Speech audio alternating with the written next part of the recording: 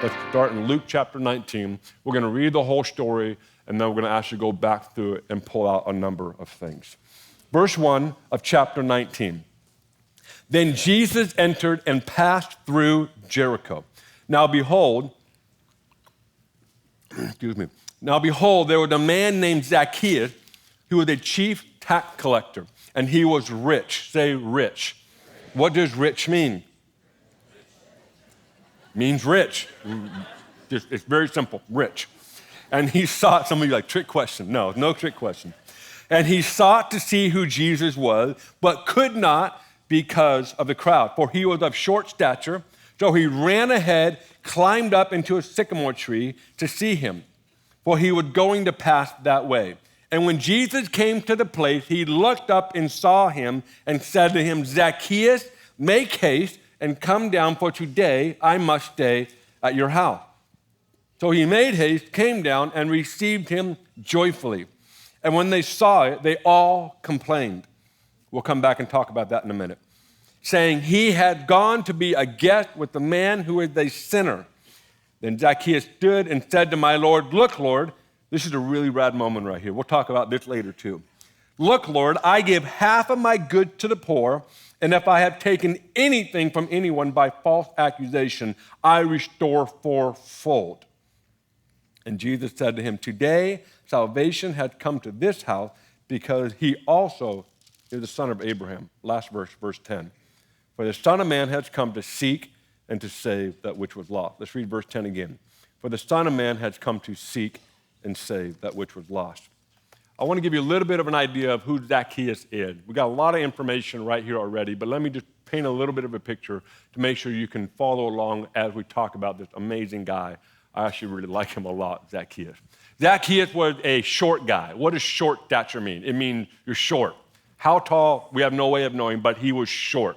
And usually when someone is called short, it means they're actually pretty short.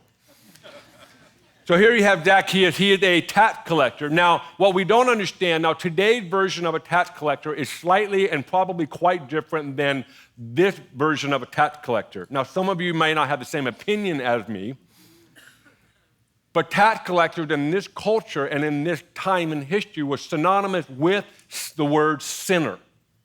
When you read the Gospels, you'll read over and over in the same sentence of sinner, tax collector was mentioned. It was almost like there was no separation between the two. That is a sinner. He's a tax collector kind of sinner. I mean, that was the way a tax collector was viewed, perceived, and treated. And to make matters worse, Zacchaeus was the chief tax collector. He was the running the whole operation because there was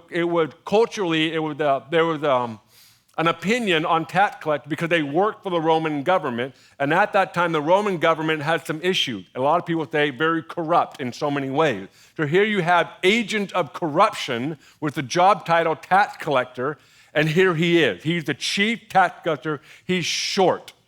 So this is Zacchaeus that we know of. So let's start in verse 1. It says he passed through Jericho. This is really important and really essential to understand the story. He passed through Jericho. What you will find, I want to challenge you after tonight to go back and read the Gospels all over again. And I want you to make note of how many times Jesus had no intention of stopping somewhere. It's crazy. I believe if I'm right, it was most of the time he had no plans of stopping in this particular space. He was actually going somewhere else. So a lot of the stories we read, Jesus was actually just walking by. He was going somewhere, and you were not a part of the plan. Which I think is really beautiful because I think it helped us to understand, sometimes I wonder how many times Jesus walked through our lives, walked through our environment, but we don't do anything with it. I wonder how many times we've actually observed Jesus and we just watched him walk through to go somewhere else. But if you read the Gospels, you'll find that individuals changed the game. They actually made it, Jesus, you're going to stop here today, whether you want to or not.